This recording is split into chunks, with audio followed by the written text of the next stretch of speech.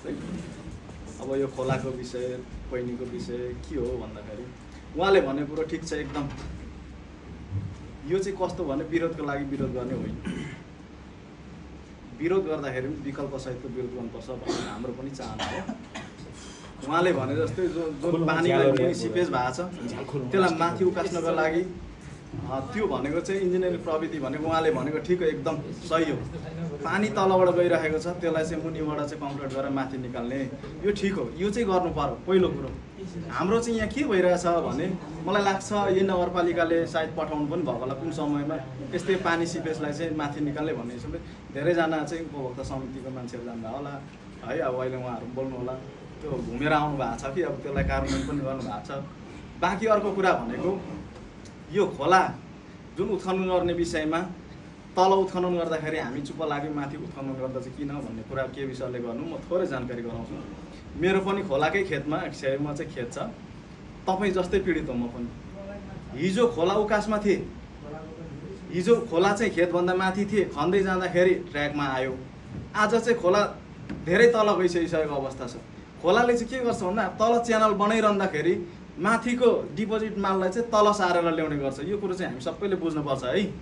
यहाँ के भइरहेछ, त्यहाँ डिपोजिट माल जुन देखिएको छ त्यो चाहिँ खोलाले काटेर लिएको, त्यो बाँकी रहेको भनेको चाहिँ आफ्नो च्यानल बनाएर लिएर तानेर लिएको माल हो। आज हामीले त्यो खन्न दिँदै गर्दाखेरि हुनु त अब यो सबै कुरो प्रक्रिया पुगेर आइसकेको छ भन्ने मैले सुन्नुमा आएको छ है।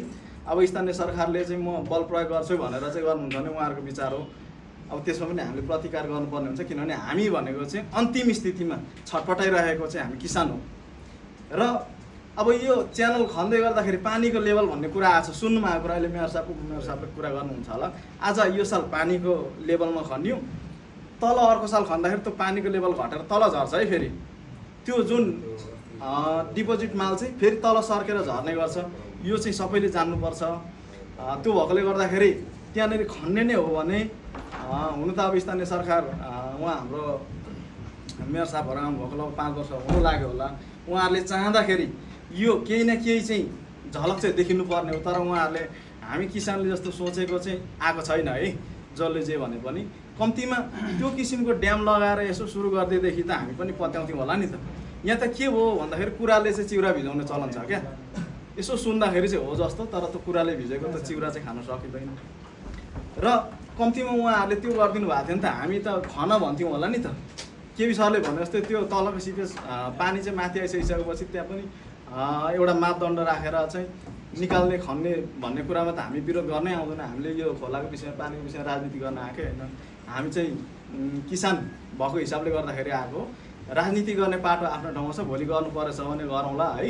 र बाँकी अर्को कुरो के हो भन्दाखेरि लगभग 25 वर्ष भयो खोला खन्नु थालेको, पुलदेखि उँधो है। अब पोहोरको सालसम्म लगभग 40-45 मिटरको चौडाइ खन्ने भनेर चाहिँ निर्णय गरेर आउँथ्यो। यसपालि 80 मिटरको दिनुभएको छ। 40-45 फुट भने होला मैले, सरी मिटर। यसपालि 80 मिटर खन्नु भनेर चाहिँ उहाँहरूले चाहिँ कार्यपालिकाले पास गरेर खोलामा चाहिँ डोजर छोडिदिनु भएको छ। यहाँ त यस्तो व्यथिति छ, यहाँ भोलि चाहिँ पानीको लेभलमा भनौँ न त्यस्तो पानी तल नभेटिन्जेलसम्म खन्छन् साथीहरूले। म यो अरू कसैलाई दोष दिनु खोजेको होइन, स्थानीय सरकारलाई। किनभने उहाँहरूले ठेक्का लगाइसकेपछि उहाँहरूले चाहिँ अनुगमन गर्नुपर्छ पर्दैन। हामी अस्तिको दिन त्यो खोला यो जुन खनिँदाखेरि यो साल 3 दिन गयौँ, हामीले तार फोन गऱ्यौँ स्थानीय निकायमा, हाम्रो इन्जिनियरको टोली आउँदैछ भन्ने। अनि होला नि त भन्न छोडिदिए आयो। अनि त्यहाँ व्यवसायीहरू पनि आउँथे, भीम पौडेल पनि आए, नामै भनौँ न। अनि उहाँलाई भन्नु दाइ हामी चाहिँ मारमा पर्ने, कम्तीमा तपाईँले अलिक उता खनिदिनु है। 80 मिटर खन्दाखेरि त मेरो त खेत छेउमै आइपुग्ने रहेछ खोला। यो साल अब मेरो खेत पनि रहन्छ जस्तो लागेको छैन। र उहाँले के भन्नुभयो भने ठिक छ भाइ भन्ने। अनि लु अब भोलि चाहिँ आउँदैछन् अरे इन्जिनियरको टोली भन्ने। अनि हामी गइसकेपछि खन्नै खन भनेर फेरि यता ल्याउने क्या। यो चाहिँ व्यथिति हो। यो किन यस्तो भइरहेको छ? कम्तीमा आफूले लगाएको काम गरिसकिसकेपछि त्यहाँनिर सही काम भएको छ कि छैन भनेर हेर्नुपर्छ कि पर्दैन होइन? र यस्तो यो छाडा प्रविधि भयो क्या। अब के कारणले गर्दाखेरि नियन्त्रण भएन, उहाँहरूले अनुगमन गर्नु भएन। अहिले उहाँहरूले जवाफ दिनुहुन्छ होला। त्यो भएकोले गर्दाखेरि अब यहाँदेखि माथि हजुरहरूले खन्नुहुन्छ भने खन्नुहोस्, तर केबी सरले भने जस्तै त्यसलाई स्थायित्व दिएर काम सुरु गर्नुहोस् न। तपाईँले काम चाहिँ सुरु नगर्ने अनि खोलै खनेर समस्याको समाधान त हुँदैन होला नि। हामीले खोला खन्नु हुँदैन भनेको छैन। अनि अब मेरो अर्को कुरो हुनु चाहिँ अब यहाँनिर मैले सल्लाह दिन त मिल्दैन होला, म त नजान्ने मान्छे। हाम्रो चाहिँ भनाइ अब यसपालि लगभग 7 करोडको ठेक्का लाग्यो है। 7 करोडको ठेक्का लाउँदाखेरि 40% या 60% माथि पठाउनु पर्ने हुन्छ भन्ने कुरो आएछ। हाम्रो चाहिँ पहिलेदेखि माग के हो भन्दाखेरि तपाईँहरूले माथि बजेट पठाइसकेपछि यहाँ बाँकी रहेको 100%लाई मानेर 50% चाहिँ खोलामा लगाइदिनुहोस् न, खोला छेक्नेमा जानुहोस् न तपाईँहरू। अनि राजस्वको नाममा चाहिँ ब्रह्मलुट तरिकाले खनिदिने, अब लेखाजोखा छैन, हिसाब किताब केही पनि छैन, खनेकै विरोध नगरिन्जेलसम्म चाहिँ तपाईँहरू खन्न नछोड्ने। अनि गर्ने चाहिँ के त भन्दाखेरि हामीले जाली लगाइदिन्छौँ भन्नुभएको छ अस्ति पनि। सायद जाली 2-3 ठाउँ लाउनु भएको छ। त्यो अहिले गएर हेर्नु भने पनि अब त्यो जाली कस्तो अवस्थामा छ त्यो सबैले देख्ने कुरा हो। खोला खनेर तल झरेको छ, जाली माथि छ, जाली माथि छ। त्यो भनेको त छारो हाल्ने काम मात्रै हो।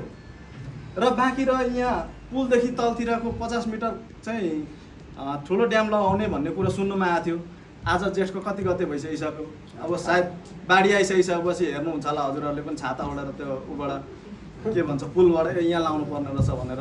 त्यो लाउने ठाउँ चाहिँ पत्ता नलाउनु भएको हो कि किन ढिला भइरहेको छ है। अनि मेरो अर्को कुरा भनेको खोलाको विषयमा यसरी हामीले जहिले आन्दोलन गरेर खबरदारी गरेर बस्न सक्दैनौँ नि। कम्तीमा हामी सुरक्षित हुनु पर्यो नि। तपाईँले हामीलाई सुरक्षित गर्नु भने हामी बोल्दैनौँ, कराउँदैनौँ, हाम्रो खेतीपाती नबिग्रोस्, सिँचाइ कुलोको मुहान पैनी नभत्कियोस्। हाम्रो त यही होइन, तपाईँहरूको खुट्टा तान्नु त आएको होइन। हामीले त हाम्रो दुःख पीडा सुनाउन लागेको आज। र त्यो भएकोले गर्दाखेरि आज पनि 2-3 दिन भयो तल चिसाङ खोलाको कमलपुर र कीर्तिमान जोड्ने झोलुङको पुलदेखि तल मेसिन लागिरहेको छ। हुन त उहाँहरूले विधि पुऱ्याएरै गर्नुभयो होला, विधि चाहिँ पुऱ्याउनुहुन्छ उहाँहरूले। फेरि काहीँ केही भेटिँदैन कि। अब त्यो चाहिँ के हो भन्दाखेरि सबै कुरो मिलिसकेको हुन्छ होइन। अनि त्यो चाहिँ अब यो कानुनिक हिसाबले सबै मिलिसकिसकेपछि हामीले त्यहाँनिर गर्न सक्ने केही पनि छैन। अब त्यहाँ फेरि उत्खनन भइरहेको छ। अब त्यो के विषयमा उत्खनन भयो? कम्तीमा खोला उत्खनन गर्ने बेलामा खोला छेउको मान्छेलाई राखेर, खोला धारको मान्छेलाई राखेर समस्या के छ, तिमीहरू त खोला कहानी बानी जानेको छौ, कति खन्द हुन्छ भनेर कम्तीमा हामीलाई राखेर कुरा गर्दा त हुन्थ्यो होला नि।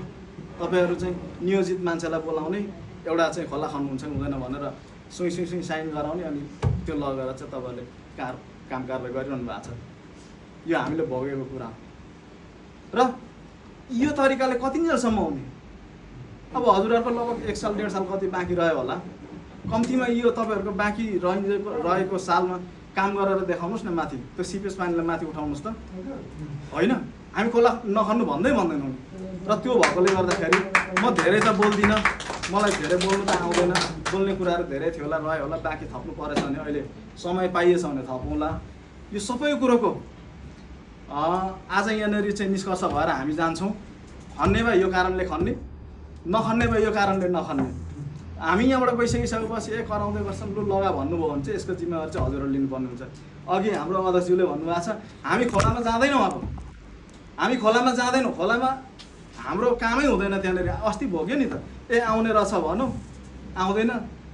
हामी आउने भनेको अब तपाईँहरूको घर घरमा आउँछौँ, हामी अफिसमा आउँछौँ, जहाँ भेट्छौँ आएर हामी प्रश्न गरि नै रहन्छौँ। र यो खोलाको विषय हाम्रो आम्दानीको स्रोत खालि खोलै मात्रै हो त?